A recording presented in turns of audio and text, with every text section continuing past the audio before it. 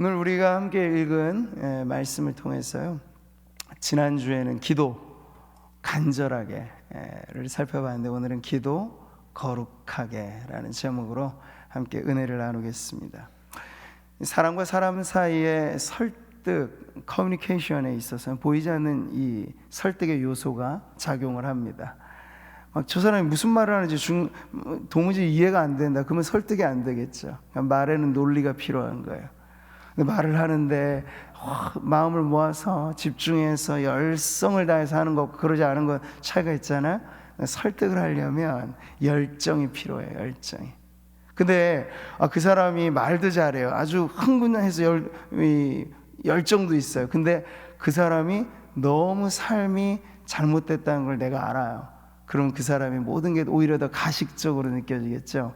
그래서 진정으로 설득의 마지막 요소가 있는데 그것은 바로 윤리입니다. 삶을 말하죠.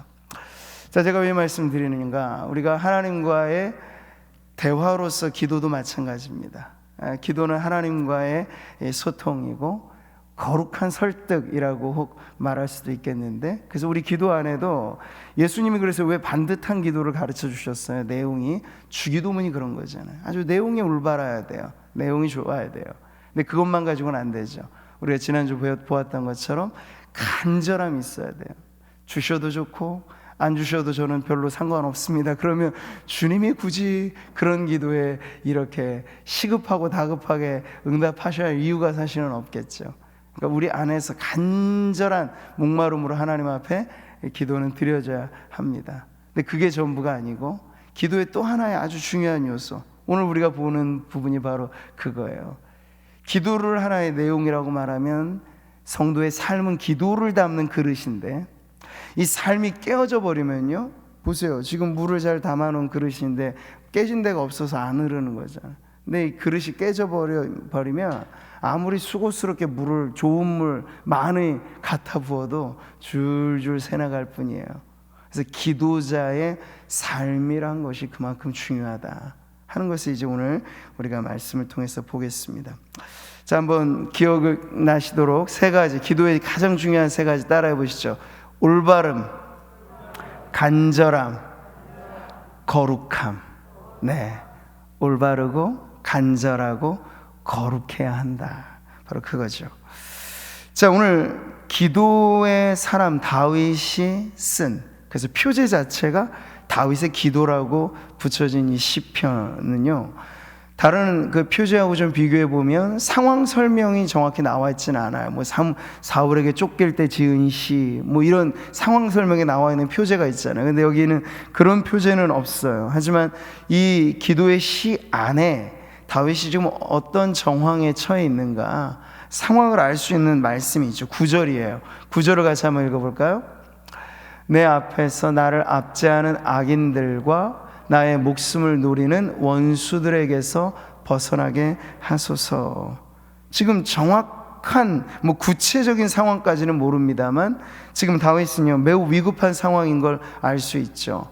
저렇게 악인들이 있고 원수들이 있어서 부당하게 지금 이 다윗의 목숨까지 노리는 그러한 위기에 처한 상황인 거죠. 그래서 억울하고 원통해서 지금 다윗은 하나님을 찾고 있는 거예요. 자, 이 불의한 세상 속에 이유도 없이 우리를 괴롭히고 신앙을 가진 성도들을 이 불신의 세상이 이 공격하는 일들은 언제나 있는 일들인데, 그럴 때마다 성도들은 어떻게 해야 될까요? 우리의 소망을 어디에 두어야 하겠습니까? 이 불의한 세상과 달리 의로우신 하나님께 우리의 소망을 두어야 하겠죠. 시편 7편에서 다윗은 하나님을 이렇게 고백했습니다. 하나님은 의로우신 재판장이시라. 하나님 어떤 분이라고요? 의로우신 재판장이세요. 하나님의 성품 자체가 의로우시고요. 여러분, 재판 석상에서 재판장이 자기 좀 아는 사람이라고 봐주고, 그리고 자기가 감정적으로 싫어하는 사람이라고 엄청나게 형벌을 부과하고, 그 사람 제대로 재판장이 될 자격이 없겠죠. 그러니까 그의 성품과 상관없이 재판장 역시도 법의 논리에 따라, 법의 규제에 따라서 법을 정정당당하게 부과해야 되는 책임이 있는 거죠. 그걸 공의라고 말하고 정의라고 말을 합니다. 근데 하나님은 이런 점에서 성품은 의로운 분이시고 하나님이 행하시는 일들은 공의로우세요. 하나님이 행하시는 일들은 정의로우세요. 그렇기 때문에 이 세상에 불평부당한 일들을 성도들이 당할 때 누구를 찾으라? 의로우신 재판장 앞에 나아오라. 그게 바로 오늘 이 다윗의 호소가 담고 있는 부분이에요. 그 1절에서 첫 시작할 때부터 이렇게 말하잖아요. 여호와여 의의 호소를 들으소서라고 말해요. 자, 여기서 우리는 보는 겁니다. 기도와 기도자의 삶의 문제, 기도와 거룩한 삶에 관한 어떤 관계가 있는가 하는 부분이죠. 오래전에 돌아가셨습니다만 대천득 신부님이 예수원이라고 하는 그 수도원을 지었는데 거기 가서 보면 큰 기도처 입구에 이런 글귀가 새겨져 있어요. 노동은 기도고 기도가 노동이다. 물론 이제 이런 아주 수도원에서의 규칙적인 삶에서는 실제 육체 노동 자체를 일과 중에 포함을 시켜 놓습니다. 그러니까 우리 몸을 게으르게 사용해서는 안 된다라고 하는 훈련이 이 노동에도 담겨져 있는데, 그렇게 일하는 일상의 삶과 기도라고 구별되어지는 특별한 그 내용이 사실상은 물론 구별은 있지만 경계가 명확하게 지어질 수는 없는 문제다라는 거죠. 기도는 삶이고 삶은 곧 기도다, 이런 말이 성립이 된다는 거예요. 그래서 고대 앞서도 제가 수사학에서 에토스라고 하는 게 설득의 아주 중요한 요소인데, 그걸 풀어서 말하면 도덕성이에요. 윤리성. 아무리 웅변적으로 말을 잘하고 사람을 막 쥐락펴락 하더라도 그 사람의 윤리 도덕이 땅에 떨어져. 지금 보세요. 공직자 중에서도 성범죄를 저질러서 사의를 표하는 이런 일들을 보면 우리가 온 국민들이 참 놀라잖아요. 어떻게 저런 일들이 있을까? 70 넘고 해도요, 사람은 그 나이가 그 사람을 거룩하게 만드는 건 아닌 것 같아요. 네. 그런 일들이 도처에서 우리가 일어나고 있는 이때를 살면서 성도들에겐 진정 이 거룩성의 문제는 이 시대 속에 너무나 중요한 이슈가 아닐 수 없는 거죠. 우리 인격의 문제, 삶의 문제, 바로 그런 거예요. 물론 우린 기독교 신앙이 이 세상의 윤리 도덕을 초월한다는 것을 압니다. 근데 여러분, 그 초월한다는 게 그 수준에 미달되는 초월을 말하는 게 아니에요. 그건 맹신적인 거죠. 맹목적인 거죠. 그래서 보세요. 많은 이단의 행태들이 들어가 보면 반사회적인 게 많아요. 그리고 교회라는 간판을 붙이고는 있지만 신앙이 온전하지 못한 사람들은 다른 사람들의 배려는 아랑곳하지 않고 아주 맹목적인 자신들의 신앙만을 위해서 으쌰으쌰하는 집단도 많이 찾아볼 수 있습니다. 근데 참된 기독교 신앙은 그렇지 않아요. 반윤리적이지 않고 반사회적일 수 없어요. 오히려 사회를 구원해야 할 것이 교회인데, 세상을 바꿀 것이 이 교회의 성도인데, 세상이 자랑하는 윤리와 도덕보다도 미달되게 못 미치게 우리의 신앙을, 초월성을 강조한다면 법도 어기고 사람들의 암묵적인 그 사회의 규범 같은 것도 신경 쓰지 않고 신앙 일변도로 간다면 그 신앙이 제대로 된 신앙일 수는 없는 거죠. 그러니까 우리의 초월성은요, 그걸 덮는 거예요. 덮고도 남음이 있는 거예요. 그러니까 이 세상에 어떤 성인군자도 하나님 앞에서 나는 죄인이라 말하게 하는 게 기독교고, 그 기독교 신앙을 갖게 되면 세상에서 죄인이라 손가락질 받은 사람, 그 사람이 성자로 불리게 되는 것이 기독교 신앙이라는 거예요. 참 오묘하죠? 이게 바로 신앙이 가지고 있는 초월성이에요. 그러니까 기도의 내용이 어떠하든지 기도하는 사람의 삶과 무관할 수 없다, 이런 거예요. 여러분 생각해 보십시오. 우리가 믿는 하나님이 능력은 많으신데 하나님이 전혀 사랑의 하나님이 아니라고 하면 우리가 하나님을 신뢰할 수 있겠습니까? 우리의 연약한 문제들을 토로할 수 있겠어요? 근데 하나님은 전능하실 뿐만 아니라 완전한 사랑이시라 불려지는 분이잖아. 그러니까 성품과 왜곡되지 않는 능력을 갖고 계세요. 근데 우리도 마찬가지로 신앙이라고 하는 것, 우리의 기도 역시도 우리의 신앙 인격과 괴리되지 않게 어느 정도 같이 합을 이루면서 삶과 기도, 삶과 신앙, 삶과 예배, 이런 것들이 교회 안에서의 삶과 교회 밖에서의 삶이 어느 정도 균형을 이루고 조화를 이루는 것이 합당하다라는 걸 보여주는 거죠. 여러분, 사무엘상에 보면 사울 왕이 무너진 자리가 나옵니다. 근데 사울 왕은요, 누구 못지않게 형식적인 신앙을 아주 잘 고수했던 사람이었어요. 그래서 전쟁이 발발할 때 예배를 드리지 않고 제사를 드리지 않고 내가 전쟁을 하면 안 된다라고 하는 강박증까지도 갖고 있어서 두려움이기도 하겠죠. 사무엘이 지체하자 사무엘 대신 자기가 제사를 집례하면서까지 어쨌든 형식을 지키려고 부단히 애를 쓴 사람이라고요. 그런데 그런 사울이 외형적인 어떤 신앙의 형식을 갖추고는 있었지만 사무엘이 딱 와서 봤을 때 이미 그 마음에 문제가 생긴 거예요. 진정 하나님을 참되게 경외하는 믿음을 갖고 제사를 드리거나 예배를 드린 것이 아니라 그저 사람들 앞에서 자신의 이 모습의 하나의 본보기로서의 그 책임 정도로만 그 일들을 했던 거죠. 자, 그랬을 때 사무엘이 따끔하게 사울에게 하는 말이 이것입니다. 우리 같이 한번 이 성경 구절 읽어보죠. 사무엘이 이르되 여호와께서 번제와 다른 제사를 그의 목소리를 청종하는 것을 좋아하심 같이 좋아하시겠나이까.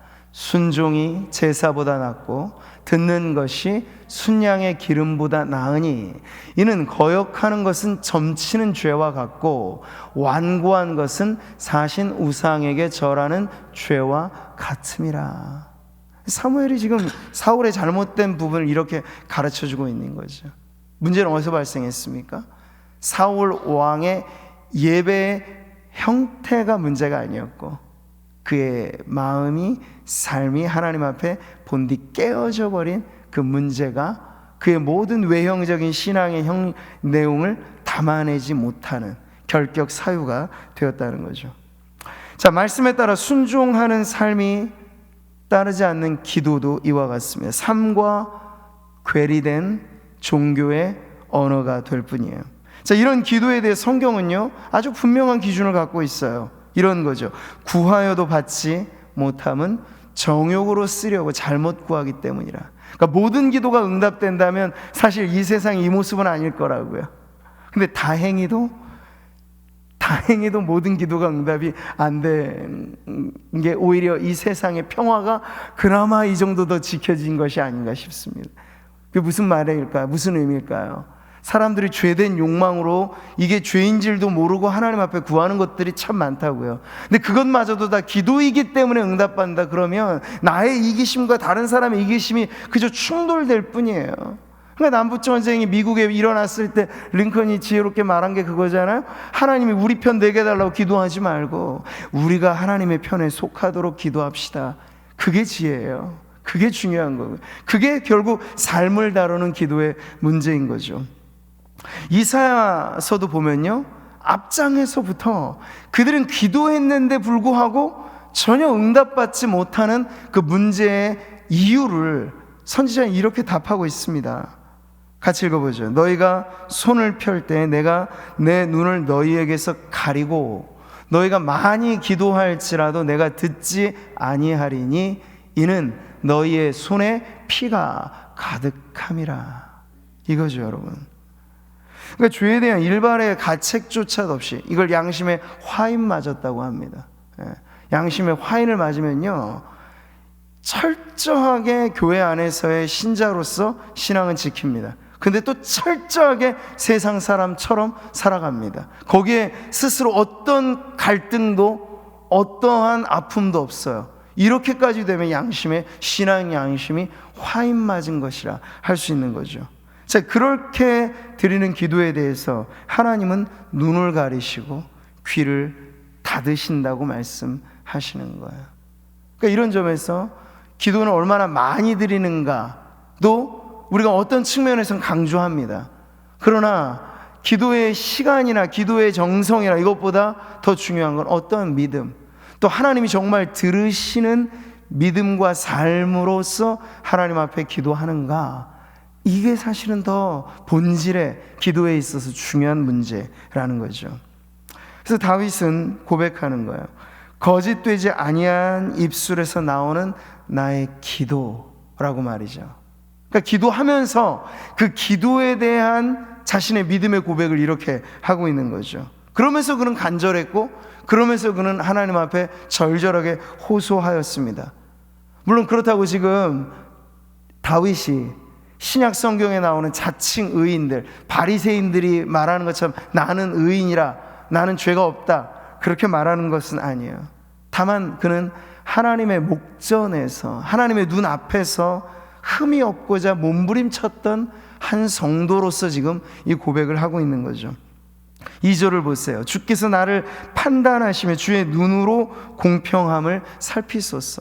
마치 우리가 엑스레이 검사를 받을 때 그 촬영 기기 앞에 딱 서면 우리의 눈으로는 안 보이는 이 뼈, 이 모든 게 3D로 MRI 이런 것들을 찍으면 그 이상의 것들이 보이잖아요. 근데 바울은 서슴없이 하나님, 제 중심을 하나님께 드립니다. 살펴보시옵소서.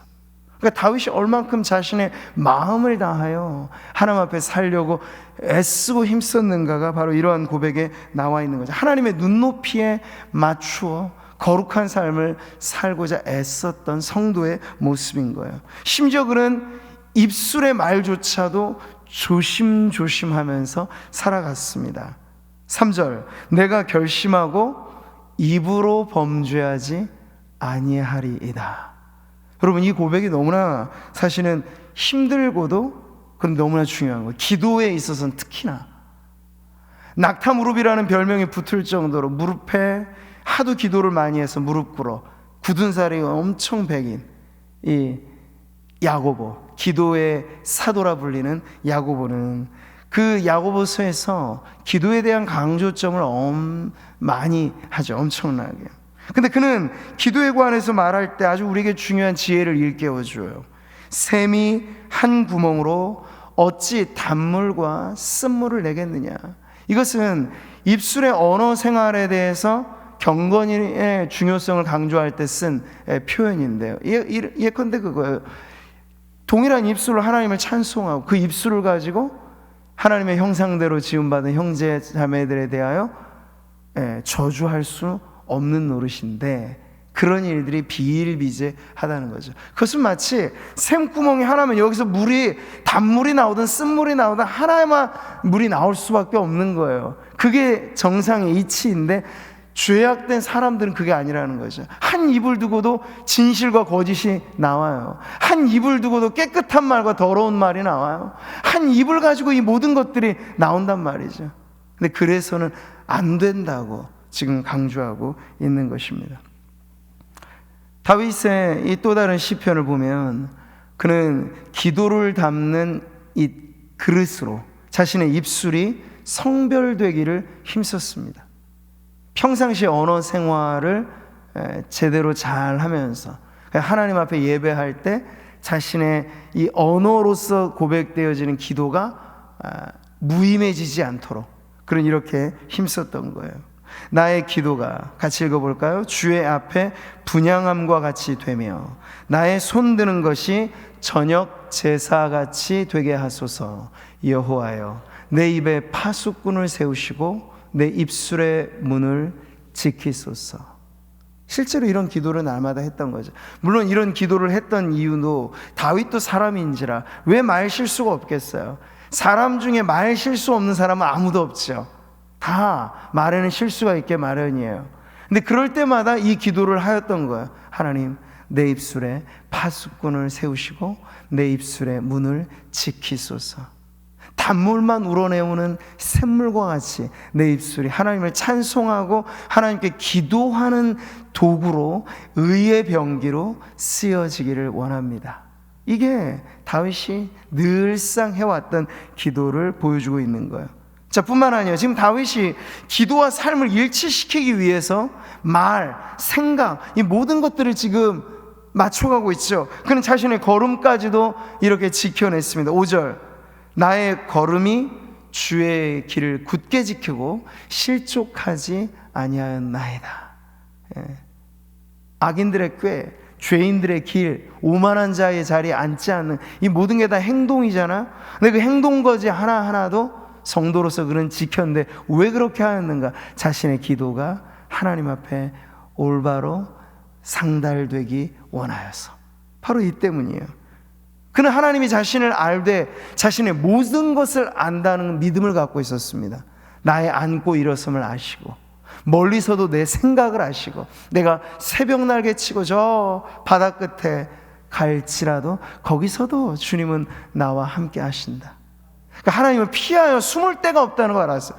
골방에서의 나도 아시고, 혼자 있을 때 나도 아시고, 사회생활하는 나도 아시고, 가족 안에 나도 아시고, 모든 면면의 나를 아시는데, 그 내가 하나님 앞에 기도한다고 할 때 그 한 시간만 하나님이 나를 아시는 게 아니라는 걸 다윗이 깨달으니, 자신의 기도하는 그 한 시간이 정말 의미 있게 하나님 앞에 드려지기 위해서 기도하지 않는 더 많은 시간을 그는 거룩하게 살고자 힘쓰고 애썼다는 것이죠.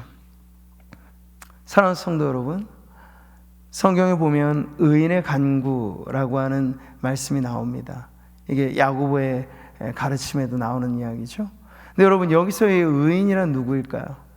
물론 우리는 기본적으로 우리가 의인된 자격이, 우리의 상태 자체가 여전히 죄인임에도 불구하고 우리가 예수님을 믿으니 예수님의 의가 우리에게 전가가 되어서 우리가 입는 의의 옷이 예수님의 보혈로 정결케 씻겨져서 하나님이 우리를 보실 때 그래 너 이제 의인이다 라고 칭해 주시는 거, 이걸 바로 칭의라고 하죠. 구원의 가장 중요한 시작점에 바로 칭의가 있어요. 신분의 변화라는 거죠. 죄인에서 의인, 버림받은 인생에서 하나님의 자녀로 신분이 바뀌는 거예요. 근데 구원은요, 이것을 시작으로 말하지 끝으로 말하지는 않아요. 그 이후의 과정은 뭘까요? 변화된 신분에 걸맞게 이제 하나님의 자녀답게 살아라, 그리스도의 신부답게 사십시오, 이런 식의 어떤 삶의 변화를 일컬어 성화라고 이야기를 합니다. 성화란 다름 아니에요. 신분적인 상태로서의 신분적인 의로움만이 아니라 실제로 우리의 상태 자체가 하나님 보시기에 참 의롭다 할 만한 사람으로 바뀌는 거예요. 왜 출애굽 이후에 그들에게 율법을 주셨습니까? 율법 자체를 행해야 구원받는다라고 하는 행위 구원론을 가르쳐 주는 것 아니에요. 이미 하나님의 능력으로 애굽에 종살이 하던 그들을 건져내신 다음에 그 다음에는 너희가 세상과 구별되어야 하지 않겠니? 그러니 너희는 세상의 기준 맞추지 말고 하나님의 백성답게 이 말씀을 기준하여 살면 너희가 거룩한 백성이 될 것이다.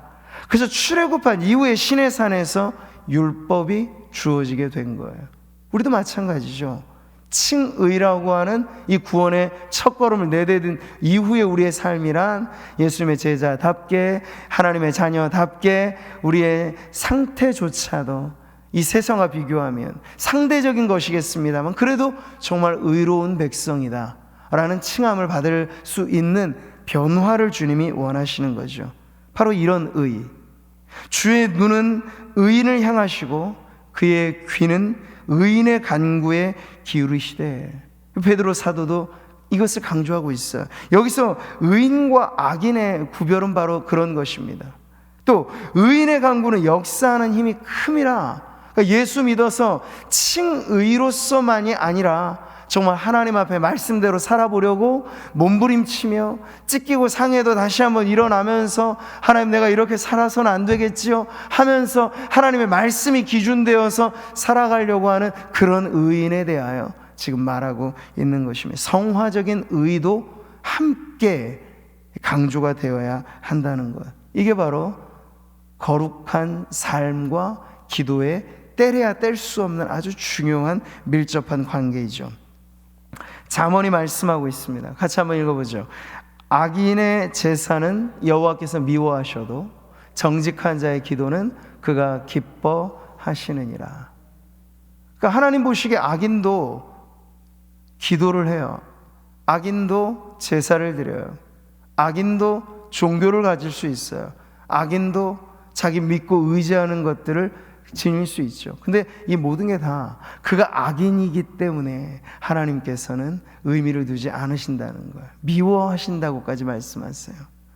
자, 의인의 소원은 오직 선하나 악인의 소망은 진노를 이루느니라. 여기서 대비되는 게 다 의인과 악인의 관계죠. 그러니까 악하게 하나님 보실 때 살아가는 사람들의 그 소망은 그 끝이 하나님의 진노와 맞닿아져 있다라는 걸 지금 가르쳐주고 있는 거예요. 자, 오늘의 말씀을 통해서 우리가 이 기도 생활에 있어서 그야말로 기도의 언어, 기도의 태도뿐만 아니라 기도하는 나 자신의 삶, 이것이 너무나 중요하다 하는 것을 다시 한번 배우게 됩니다. 자, 그래서 다윗은요 결심하죠. 어떻게 결심합니까? 내가 결심하고 입으로 범죄하지 아니하리라. 다니엘도 그랬잖아요. 포로로 끌려갈 때 뜻을 정하여 먹는 거 하나도 내가 좀 구별되게 살 거다라고. 근데 그들의 모습 속에 우리가 형식상의 바리새인들과 같은 그러한 외식하는 의의를 보는 것 아니에요. 하나님 앞에 몸부림치며 살아가는 진정한 성도의 모습을 발견하게 되는 거죠.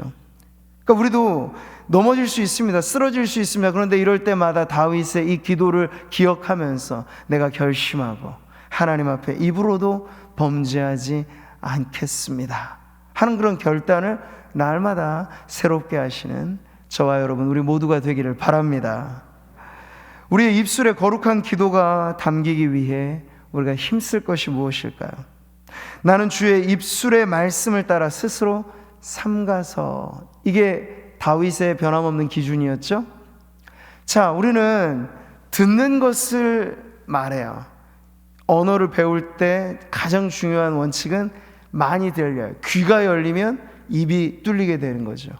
그렇게 들은 대로 말한다는 거예요. 그리고 본 대로 살아요. 그러니 거룩한 삶을 우리가 어떻게 살 수 있을까?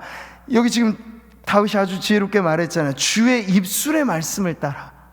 그러니까 하나님의 입에서 나오는 그 말씀, 성경의 말씀이 표준이 되고 성경의 말씀이 기준이 되어서 세상 그 어떤 법보다도 거룩한 법이 하나님의 말씀이잖아. 이 법만 붙잡고 살아가게 되면 원수도 사랑하라는 게 하나님의 말씀의 법인데, 그러한 기준에서 살아가면 이 세상에 사실 법에 제한받을 문제가 무엇이 있겠습니까? 이웃을 배려하고 이웃을 위하여 희생하는 삶을 살아가라는 게 하나님의 말씀인데, 이 말씀대로만 살아간다면 교회와 성도들이 이 세상에 축복이 될 거예요.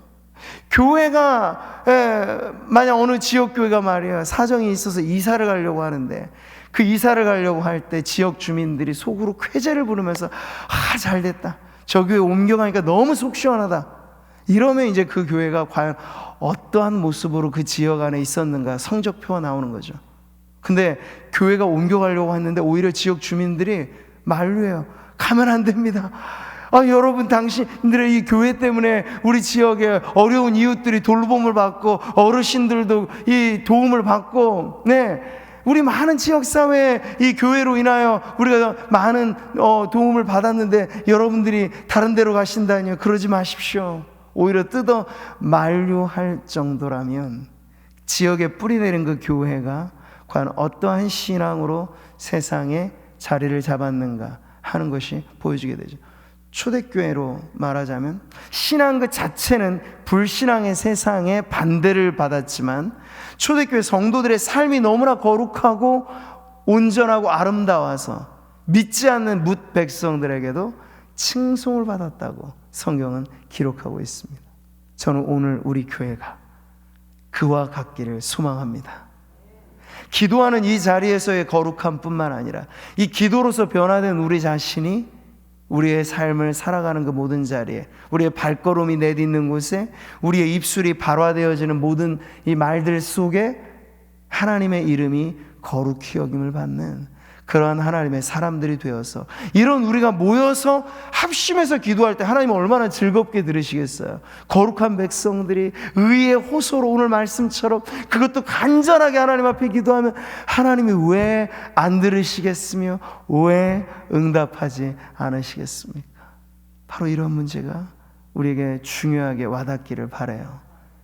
기도를 담는 그릇으로서의 우리의 삶, 이 삶이 거룩한 삶으로 하나님 앞에 나아가기를 바랍니다. 오늘 읽지는 않았습니다만 15절의 말씀에 보면요, 나는 의로운 중에 주의 얼굴을 배우리니 깰 때 주의 형상으로 만족하리이다. 밤낮으로 다윗의 온전한 열망은 하나님 앞에 거룩하게 의롭게 살아가기를 힘쓰므로 그 자신의 모습 속에 하나님의 기뻐하심을 발견하면서 바로 의로운 중에 만나는 주의 형상으로 만족함을 지금 표현하고 있습니다. 우리의 신앙의 양심에 위배되지 않는 기도, 그럴 수만 있다면 정말 우리는 가장 행복한 그리스도인인 줄 믿습니다. 그래서 하나님 앞에 드려지는 우리의 모든 입술의 고백이 우리의 삶의 동의를 얻을 수 있고, 우리의 삶을 통해서 이 기도가 잘 담겨져서 아름답게 하나님 앞에 전달될 때 하나님은 이런 기도를 통하여 마음의 감동과 기쁨을 누리시고 우리가 기도할 때 손을 펼치시고 우리의 기도에 속히 응답하실 줄 믿습니다. 그 믿음으로 오늘 기도하는 자리에 나아가는 저와 여러분 되시기를 바랍니다.